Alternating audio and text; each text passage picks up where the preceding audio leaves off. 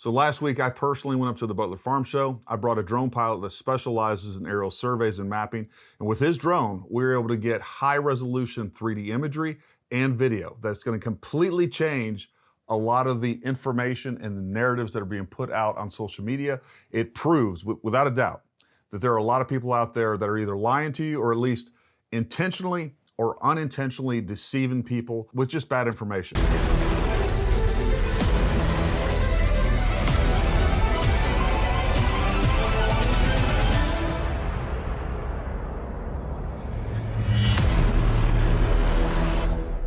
Hey folks, Gary here with Paramount Tactical, and today we're going to be going over some footage that we collected out at the Butler Farm Show.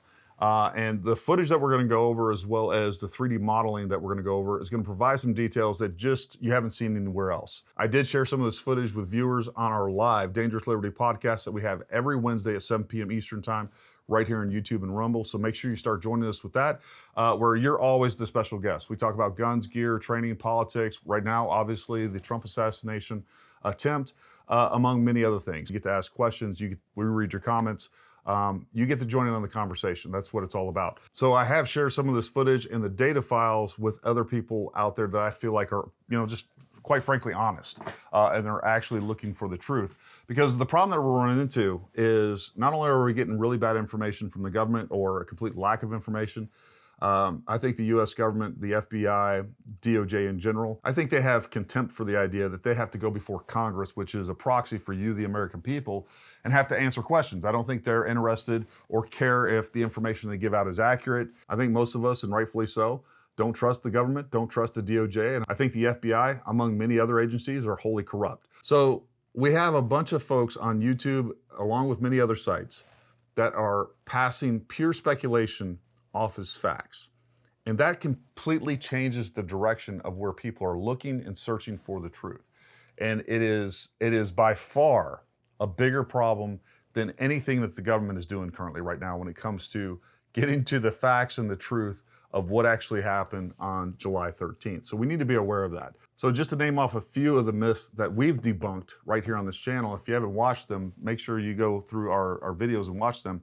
But the water tower myth, that was absolute nonsense. It was a bad picture. The other thing that was going around that we've debunked is the muzzle flash and shots from the lower level window from AGR building number 6. Another myth that we debunked that was going around like crazy was the idea that it was impossible for Crooks to shoot those 5 rounds as fast as he did. We had the 3 rounds that were shot at a slower pace, about 3 rounds in a 1.5 seconds. And then we had 5 rounds that were shot at about 0.20 splits. That's not that fast. I went out there, shot 5 rounds cold with a stock trigger, and I shot those at 0.13. With other triggers that I had, I could have shot that a lot quicker, but 0.13 splits, about 35–40% faster than he did, just going out there and shooting it cold. On this channel, I primarily cover all things 2A related, right? So firearms, one of the things we specialize in is long range. And one of the things we talk about in long range shooting is the problem of stacking tolerances.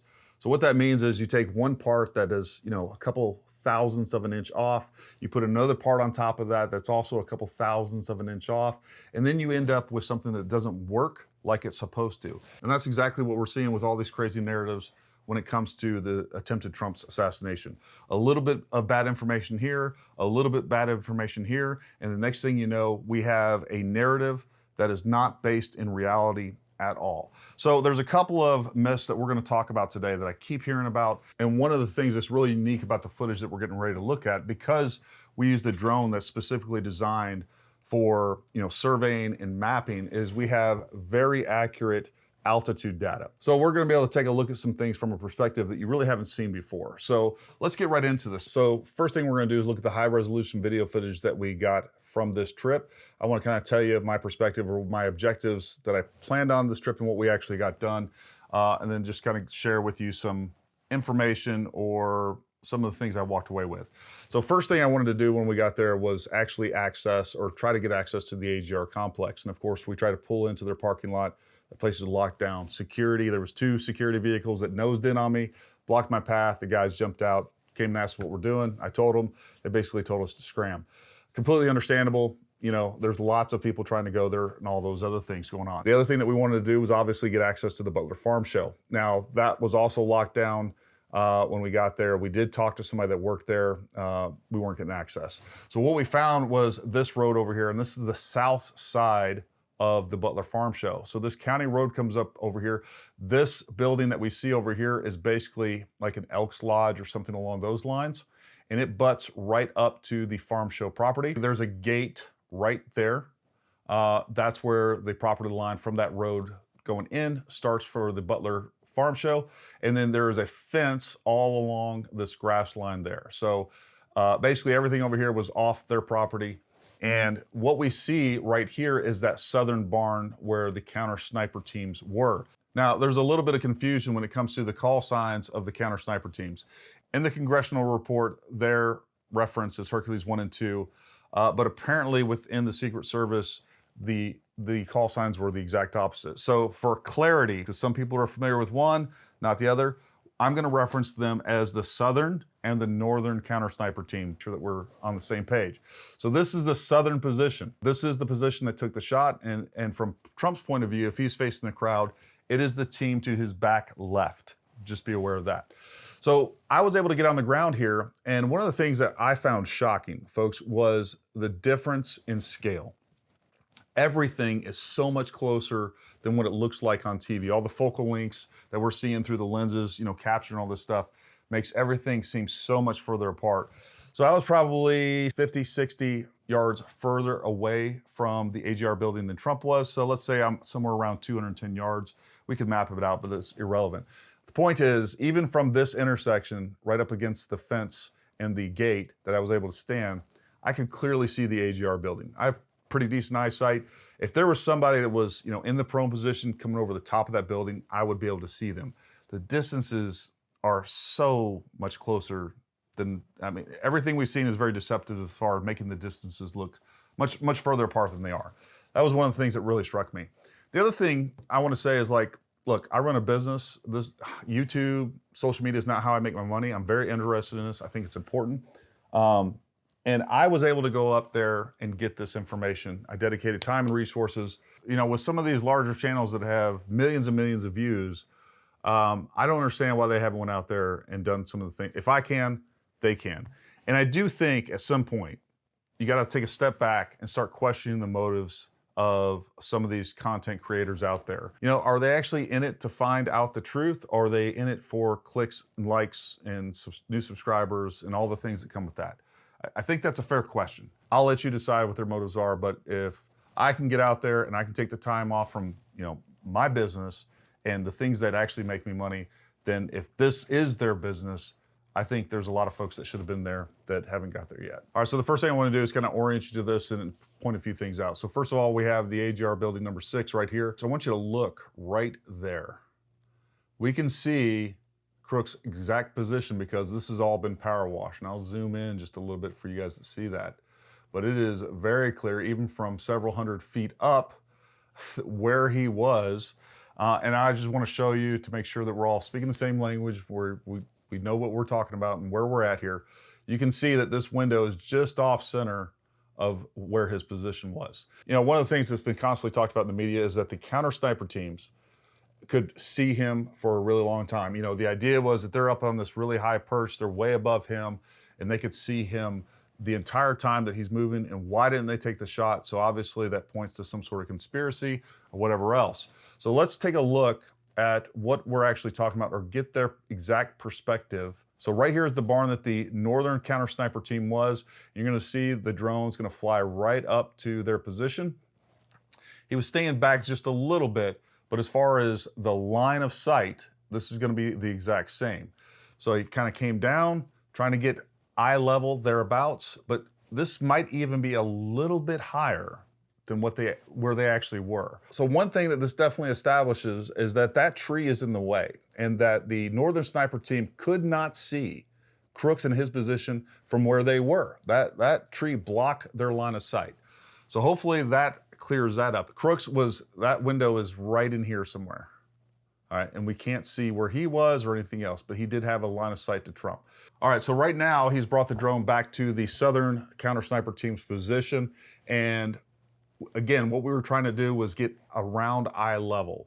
I know it would be a little bit more forward, but that's not going to change what we can see from this. But we're going to play this, and he zooms in quite a bit here. See if he zooms in anymore. There we go. All right, so take a look at that. It clears up. All right.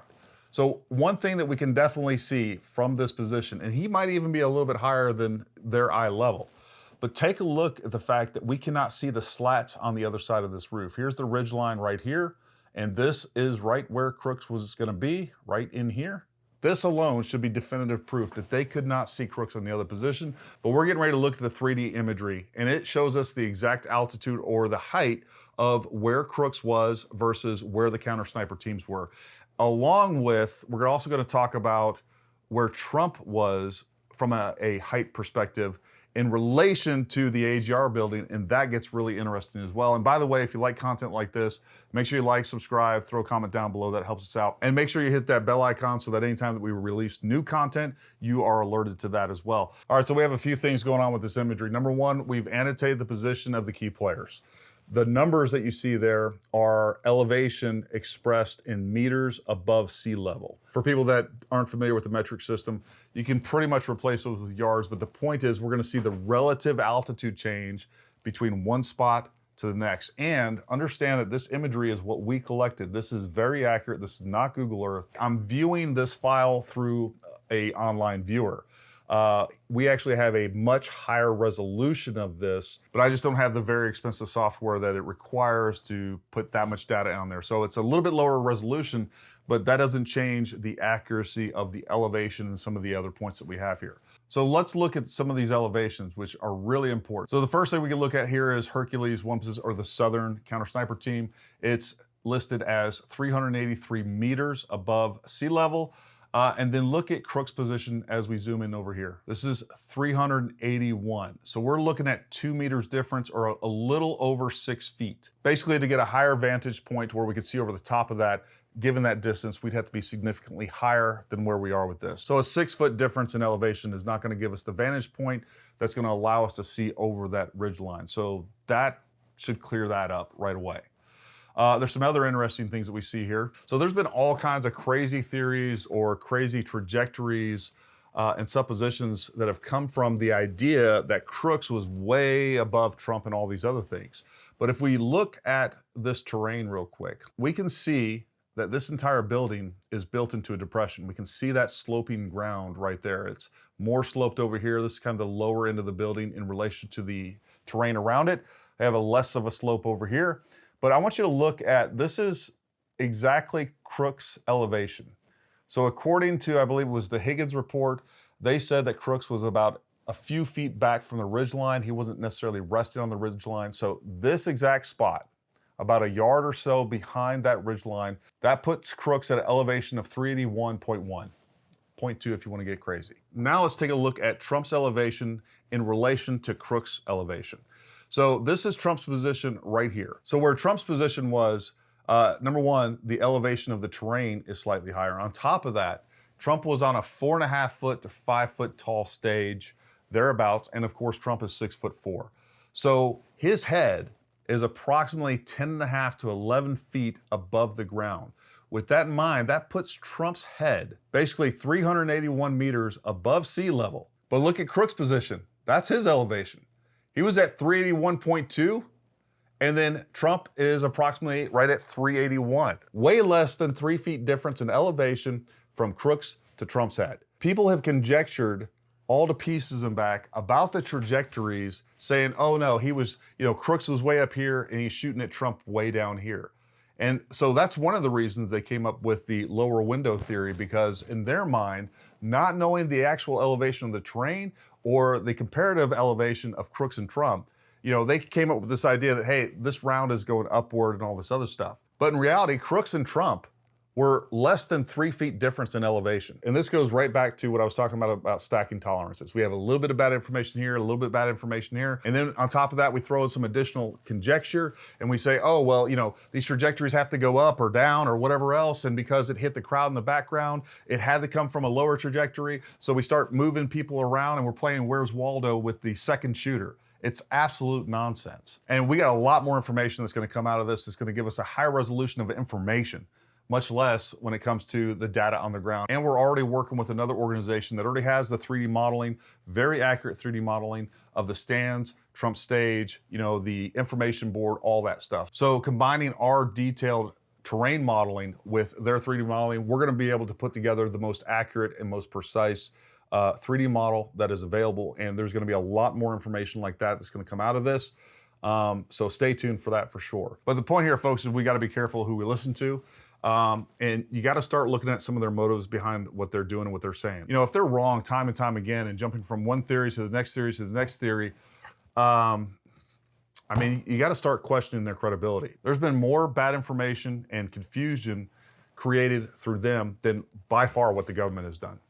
So I think we need to start taking that into account. And the other real shame in all this is that people like me and other people that are out there trying to get to the truth and provide the American people the truth, we're doing the work of what, you know, journalists used to do. I mean, absolutely all the mainstream media has moved on to other things. This is one of the most significant events in recent American history. And the fact that they're trying to move on so quick tells me more about this than anything else. I mean, the fact of the matter that the Democratic Party, the mainstream media, and the government, which is kind of like the unholy trinity of disinformation, they've tried to move this on because this event and talking about it continues to help Trump.